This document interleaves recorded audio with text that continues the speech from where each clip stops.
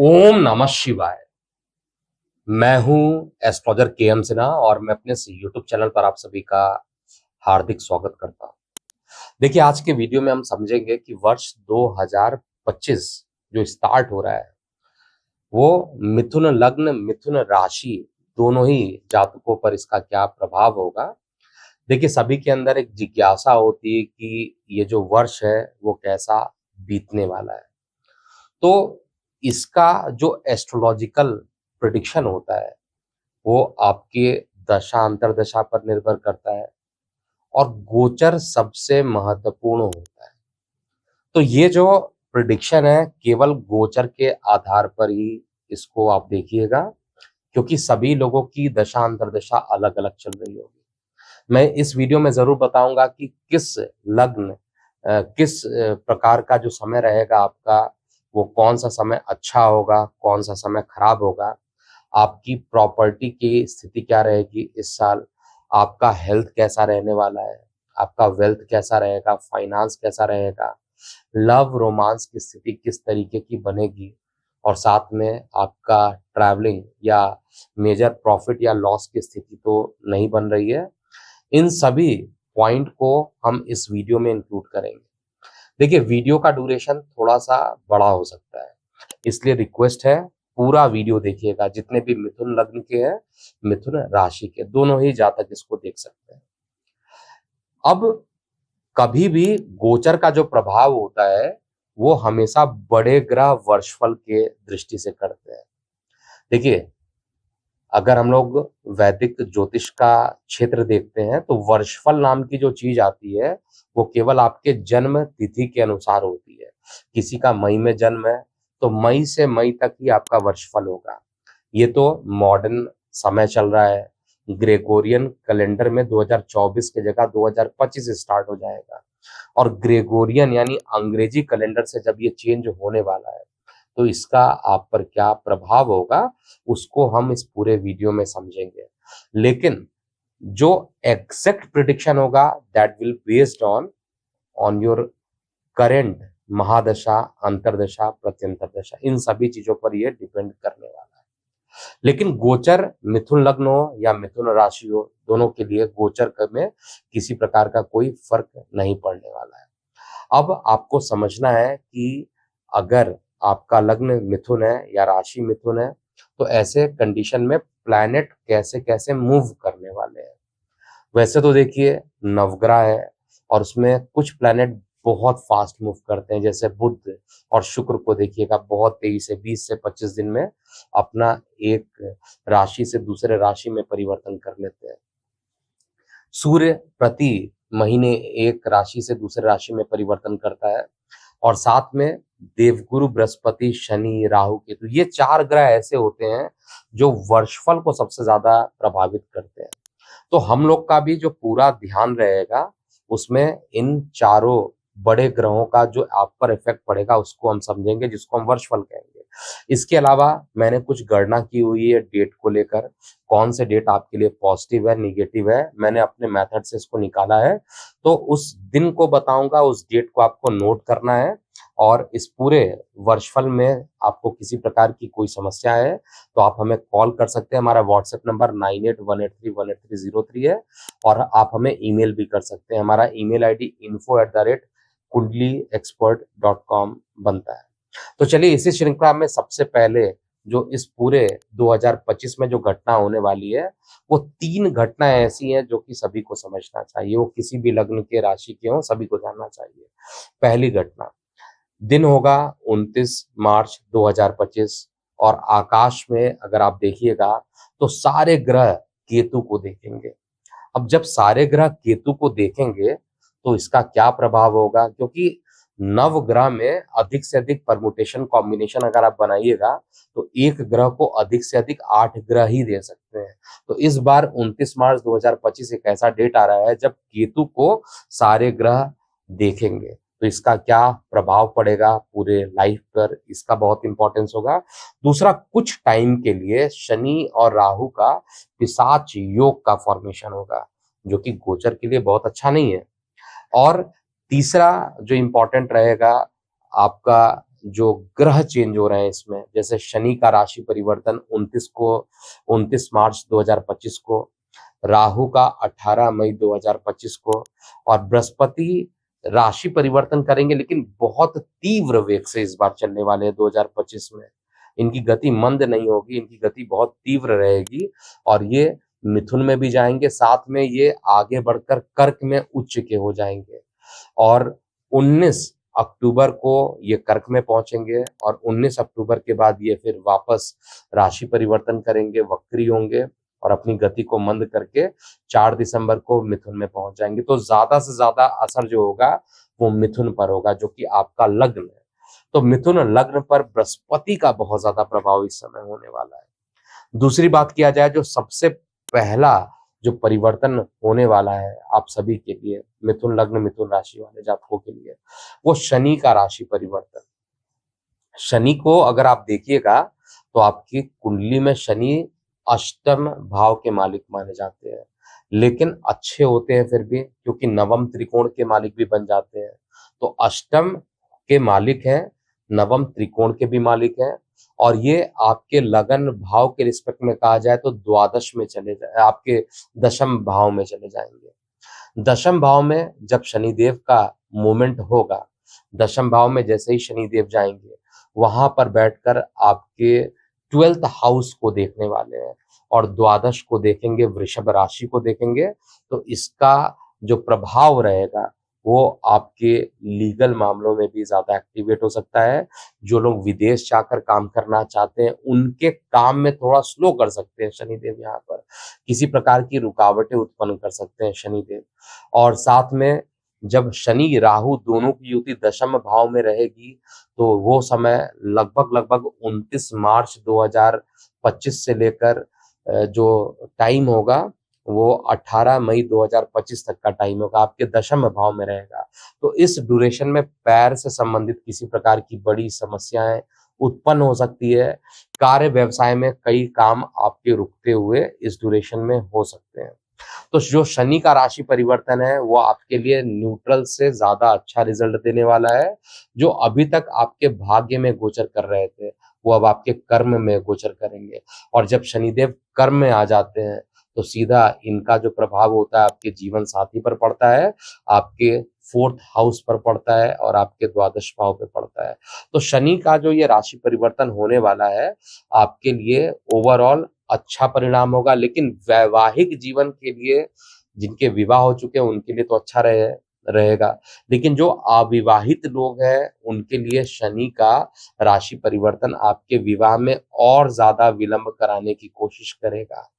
Property से related किसी भी चीजों में अगर आपका इन्वॉल्वमेंट है और आपको प्रॉपर्टी नहीं मिल पा रही है, किसी प्रकार की रुकावटें आ रही थी, ऑब्स्टेकल्स आ रही थी, तो ये रुकावटें अब खत्म होते हुए दिखाई दे रहा है, जो कि वर्ष 2025 में रहेगा। और साथ में जो मेजर चेंज है वो आपके भाग्य का बढ़ना, पिता का सहयोग मिलना, भाग्य का सहयोग मिलना, ये वर्ष 2025 में एटलीस्ट शनि के राशि परिवर्तन के कारण मैं ये कह सकता हूँ कि ये राशि परिवर्तन ओवरऑल अच्छा है, लेकिन जिनके विवाह नहीं हुए उनके लिए ये राशि परिवर्तन अच्छा नहीं है। इसके बाद हम बात करेंगे राहु केतु का राशि परिवर्तन। देखिए राहु कहाँ पर गोचर कर रहे हैं वर्तमान में, अगर आप देखिएगा तो मीन राशि में, आपके दशम भाव में, उपचय भाव में। और उपचय भाव का जो राहु है आपको बहुत अच्छा रिजल्ट दिया भी होगा, क्योंकि उपचय भाव में राहु बहुत ही बढ़िया रिजल्ट देते हैं। लेकिन अब राहु का राशि परिवर्तन होगा, 18 मई 2025 का डेट होगा और राहु शिफ्ट होकर एंटी क्लॉकवाइज जाएंगे और शिफ्ट होकर ये वक्री होंगे, तो ये आपके भाग्य भाव में चले जाएंगे। भाग्य भाव में राहु का बैठना भाग्य में परेशानी उत्पन्न करता है। हालांकि कुंभ राशि में रहेंगे, वायु तत्व में रहेंगे, मित्र तत्व में रहेंगे, तो यहाँ पर ये प्रभावी जरूर होंगे। अगर पूजा पाठ करने के लिए एक बार एक्टिवेट कर दिए तो आपका पूजा पाठ में जो मन होगा बहुत ज्यादा लगना प्रारंभ हो जाएगा, साथ में धार्मिक गतिविधियों को भी बढ़ाएंगे। लेकिन परेशानी यहाँ पर जो केतु है आपके पराक्रम भाव में जाने वाला है, तो केतु यहाँ पर कोई परेशानी नहीं डेवलप कर रहा है, मुझे राहु से ज्यादा परेशानी दिखाई दे रहा है। राहु भाग्य भाव में जाएगा तो थोड़ा परेशानी डेवलप करेगा। उपचय भाव में कभी भी केतु, चाहे वह अग्नि तत्व हो, चाहे वो जल तत्व हो, चाहे वायु तत्व हो, किसी भी तत्व में केतु उपचय में उतना ज्यादा प्रभाव नहीं देता है, नकारात्मक नहीं देता है। तो इस समय बाकी लग्न के लिए, जैसे मैंने मेष के लिए, वृषभ के लिए बोला था कि परेशानी करेगा, आपके संतान पर, आपके चेस्ट वाले पोर्शन पे प्रॉब्लम कर सकता है। वहीं पर मिथुन लग्न, मिथुन राशि वाले जातकों के लिए ये जो परिवर्तन होगा वो आपके आत्मविश्वास को बढ़ाने वाला होगा। आपका जो मेहनत होगा काफी बढ़ेगा, आपका समाज में नेम फेम बढ़ेगा। यही केतु आपसे ऐसे ऐसी एक्टिविटी कराएगा जो कि डेंजरस एक्टिविटी हो सकती है, रिस्क लेने वाली टेंडेंसी हो सकती है, लेकिन रिस्क लेकर भी ये आपको आगे बढ़ाने की कोशिश करने वाला है। तो राहु का जो जो केतु का जो एकादश भाव में प्रभाव रहेगा, आपके तीसरे भाव में जो प्रभाव रहेगा, आपके सप्तम भाव में जो प्रभाव रहेगा, ओवरऑल वैवाहिक जीवन के लिए तो बहुत अच्छा नहीं रहेगा। वैवाहिक जीवन में जो जीवन साथी उनसे अलगाव करने की कोशिश करेगा, लेकिन फिर भी नेम फेम के मामले में, धन के अर्जित करने के मामले में केतु राहु से अच्छा रिजल्ट वर्ष 2025 में देने वाला है, इसमें कोई डाउट नहीं है। इस समय मित्र रिश्तेदार भी आपके बड़ी सपोर्टिव रहेंगे, बहुत अच्छे लेवल के जो आपको मित्र मिलेंगे, जो कि अच्छे पोस्ट पर होंगे और वो आपको सहयोग करते हुए दिखाई देंगे। वर्ष 2025 में जो मेजर चेंजेस हो रहा है वो बृहस्पति का भी हो रहा है। बृहस्पति कहा जाए तो आपके लिए कौन कौन से भाव के मालिक बन जाते हैं? एक तो सप्तमेश होते हैं और दूसरे दशमेश हो जाते हैं। और इनका जो राशि परिवर्तन है वर्तमान में, जिस समय वीडियो आप देख रहे हैं, वो गुरु द्वादश भाव में है। अब ये गुरु का राशि परिवर्तन होगा और गुरु राशि परिवर्तन करके आपके लग्न भाव में जाएंगे। लग्न भाव में जाएंगे, दिशा बली हो जाएंगे और सप्तम को भी देखेंगे, तो आपके कार्य व्यवसाय को बढ़ाने की कोशिश करेंगे। सप्तमेश का लग्नस्थ में बैठना अच्छा, दशमस्थ का लग्नस्थ में बैठना अच्छा। तो ये दोनों जो प्रक्रिया है बृहस्पति की, लग्न में दिशा बली होकर बैठना, ये आपके लिए अच्छा रहेगा। और इसके बाद ये धीरे धीरे, क्योंकि इनका परिवर्तन 14 मई को होगा और 14 मई को परिवर्तन करने के बाद ये धीरे धीरे आगे बढ़ेंगे और 19 अक्टूबर एक ऐसा डेट आएगा जब ये अपने परम उच्च राशि में धन भाव में चले जाएंगे।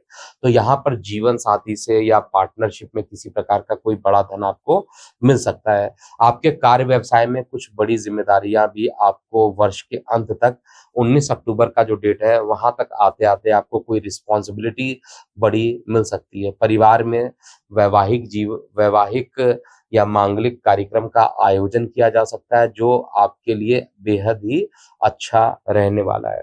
ओवरऑल बृहस्पति का जो राशि परिवर्तन है सब कुछ तो अच्छा है, लेकिन जब ये परम उच्च के रहेंगे, डेट होगा 9 अक्टूबर से लेकर 4 दिसंबर तक का, इस डेट में ही आपके अष्टम को देखेंगे।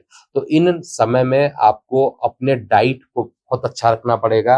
लीवर रिलेटेड किसी प्रकार की परेशानी भी बृहस्पति देव यहाँ पर दे सकते हैं।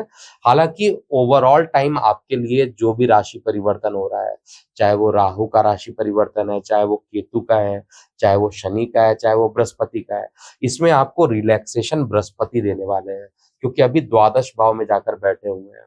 तो आपको हो सकता है जीवन साथी से दूर करके भी रखे हो सकता है कार्य व्यवसाय में भी आपका मन ना लग रहा हो, लेकिन जैसे ही ये लग्नस्थ भाव में जाएंगे तो आपके लिए वरदान से कम नहीं होंगे।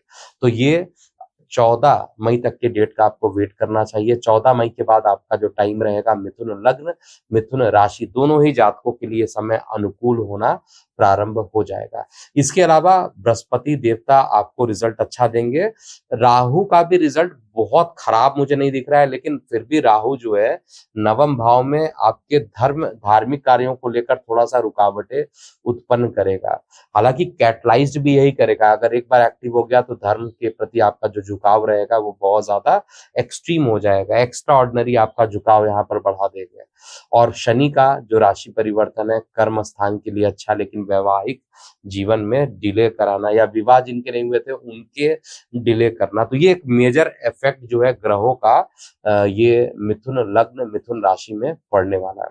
अब हम लोग समझेंगे कि मिथुन लग्न या मिथुन राशि में ऐसा कौन कौन से डेट बन रहे हैं जो आपके प्रॉपर्टी के लिए अच्छे हैं, हेल्थ के लिए अच्छे हैं, वेल्थ के लिए अच्छे हैं। तो एक एक करके मैं इन पॉइंट्स को बता रहा हूं और आप इसको नोट कर लीजिएगा। देखिए, मिथुन लग्न में सबसे पहले हेल्थ के लिए बात करते हैं। स्वास्थ्य के लिए देखा जाए तो मुझे बहुत ज्यादा परेशानी स्वास्थ्य के लिए इस साल चैलेंजेस नहीं दिखाई दे रहे हैं। बहुत ज्यादा चैलेंजेस मिथुन लग्न मिथुन राशि वाले जातकों के लिए नहीं है। 3 अप्रैल से लेकर 24 अक्टूबर एक बड़ा ब्रॉड रेंज हो जाता है। 3 अप्रैल से लेकर 24 अक्टूबर बड़ा टाइम है। इस टाइम में आपका हेल्थ अच्छा ही रहेगा। खराब होने की प्रोबेबिलिटी बहुत कम दिख रही है, अच्छे होने की प्रोबेबिलिटी ज्यादा मुझे दिख रही है। तो मिथुन लग्न राशि वाले जातकों के लिए ओवरऑल समय अच्छा हेल्थ के पॉइंट ऑफ व्यू से दिखाई दे रहा है।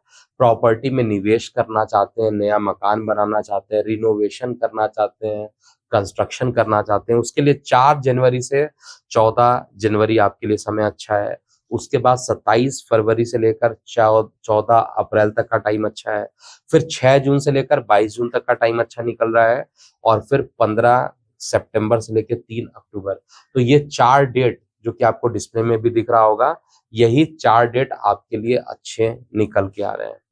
करियर के लिए कहा जाए तो करियर के लिए थोड़ा सा अलर्ट हो जाइएगा। जो भी मिथुन लग्न मिथुन राशि वाले जातक हैं, जब तक देवगुरु बृहस्पति अपना राशि परिवर्तन नहीं करेंगे तब तक करियर में परिवर्तन करना अच्छा नहीं है। इसीलिए करियर के लिए अच्छा समय जो है वो 24 अक्टूबर से 26 नवंबर के बीच में स्टार्ट हो जाएगा और वो पूरे साल तक लगभग रहने वाला है। लेकिन 1 जनवरी से लेकर 7 मई तक का जो टाइम है एटलीस्ट, इसमें किसी प्रकार का करियर परिवर्तन करना अच्छा नहीं होगा। इसके बाद 7 मई से 24 अक्टूबर जो आ रहा है, इसमें एक न्यूट्रल वैल्यू आ रही है। इसमें आप चेंज करना चाहिए तो चेंज कर सकते हैं, लेकिन लंबे रेंज जिसमें आपको करियर में परिवर्तन नहीं करना चाहिए वो 1 जनवरी से 7 मई 2025 का डेट बनकर आता है। फिर लक की बात किया जाए तो लक इस साल आपका बहुत ज्यादा साथ नहीं देने वाला है। और लक में 1 जनवरी से 29 मार्च तक बहुत अच्छे समय मैं नहीं देख पा रहा हूँ। इसलिए इस समय तक कोई भी लक के आधार पर, कर्म के आधार पर काम करना आप कीजिए, आपको सफलता मिलेगा। लक के आधार पर कीजिएगा तो आपको सफलता नहीं मिलने वाला है। फाइनेंस की बात किया जाए तो कुछ अच्छे डेट आप नोट कर लीजिए। 4 जनवरी से 14 जनवरी आप फाइनेंस के लिए अच्छी प्लानिंग कर सकते हैं, धन को संचित करने के लिए निवेश कर सकते हैं। तो हर तरीके से फाइनेंस से रिलेटेड जो टाइम आ रहा है 4 जनवरी से 14 जनवरी, फिर 27 फरवरी से लेकर 14 मार्च, फिर 3 अप्रैल से लेकर 14 अप्रैल, और 6 जून से लेकर 15 जून, ये डेट जो निकल के आ रहे हैं वो आपके लिए अनुकूल निकल के आ रहे हैं। चाइल्ड के लिए यानी शिक्षा के लिए, संतान के लिए, प्रेम प्रसंग के लिए ओवरऑल कुछ टाइम ऐसा आ रहा है जिसमें आपको नकारात्मक प्रभाव भी देखने को मिलेगा, लेकिन अधिक से अधिक मुझे सकारात्मक प्रभाव दिखाई दे रहा है। 1 जनवरी से लेकर 24 जनवरी, फिर से डेट नोट कर लीजिएगा। 1 जनवरी से लेकर 24 जनवरी तक का समय जो है प्रेम प्रसंग के लिए अच्छा नहीं है, विद्यार्थी वर्गों के लिए भी अच्छा नहीं, शिक्षा के लिए भी अच्छा नहीं। लेकिन 28 जनवरी से 14 मार्च आपके लिए अच्छा है। फिर 31 मार्च से लेकर 22 जून आपके लिए अच्छा है। और तीसरा अच्छा डेट जो आ रहा है वो 9 अक्टूबर से लेकर 27 अक्टूबर तक आपके लिए अच्छा बन रहा है। मैरिड लाइफ यानी आपका जो वैवाहिक जीवन है उसके लिए मिक्स्ड परिणाम आ रहे हैं। एक तो 1 जनवरी से लेकर 7 मई तक का जो समय है वो बिल्कुल अच्छा नहीं है। मैरिड लाइफ को लेकर कोई ना कोई परेशानियां उस समय रहने वाली है। तो मैरिड लाइफ में अगर कोई परेशानियां हैं तो समय के बीतने का प्रयास कीजिएगा। और आपसी संबंध को अच्छा बनाने के लिए आप म्यूचुअल अंडरस्टैंडिंग, आपकी क्लियरिटी अगर हो जाती है तो समय अच्छा हो सकता है। लेकिन फिर भी एक गोचर में 1 जनवरी से 7 मई तक का टाइम थोड़ा सा खराब है। 18 अक्टूबर से लेकर 26 नवंबर तक का टाइम आपके लिए बेहद अच्छा बनता है वैवाहिक जीवन को लेकर। ट्रैवलिंग के लिए कहा जाए तो 1 जनवरी से 24 जनवरी तक बिल्कुल भी ट्रैवलिंग नहीं कीजिएगा। 28 जनवरी से लेकर 14 मार्च तक का समय आपके ट्रैवलिंग के लिए अच्छा है। 31 मई से फिर 22 जून का टाइम आपके लिए अच्छा आता है। और फिर 9 अक्टूबर से 27 अक्टूबर तक का समय आपके लिए अच्छा रहेगा। इस समय इस पूरे साल में प्रॉफिट यानी सडन गेन होने की संभावना कम दिखाई दे रही है। और विशेष रूप से 1 जनवरी से लेकर 29 मार्च तक का जो टाइम है ये बेहद अच्छा नहीं रहने वाला है। बाकी समय आपका या तो न्यूट्रल होगा या तो निगेटिव हो सकता है। और विशेष रूप से अगर आपकी कोई मारक दशा चल रही है तो उस समय आपको ज्यादा परेशानियों का भी अनुभव हो सकता है।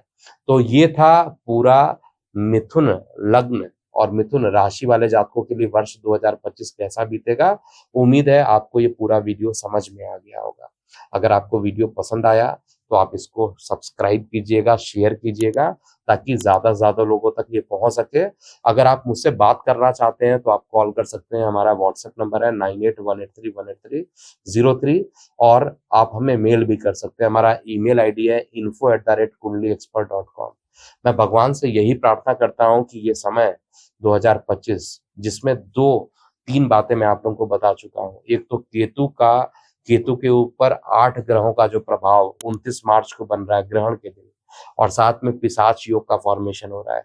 इन सभी नकारात्मक एनर्जी से हम लोग पॉजिटिव एनर्जी की तरफ जाएं, ये भगवान से मेरी प्रार्थना है। लेकिन आपको अगर अपने हॉरोस्कोप से रिलेटेड किसी प्रकार की परेशानी है तो आप अपने कंसल्टेशन बुक कर सकते हैं। अभी के लिए इतना ही। मैं हूं एस्ट्रोलॉजर के एम सिन्हा। ओम नमः शिवाय।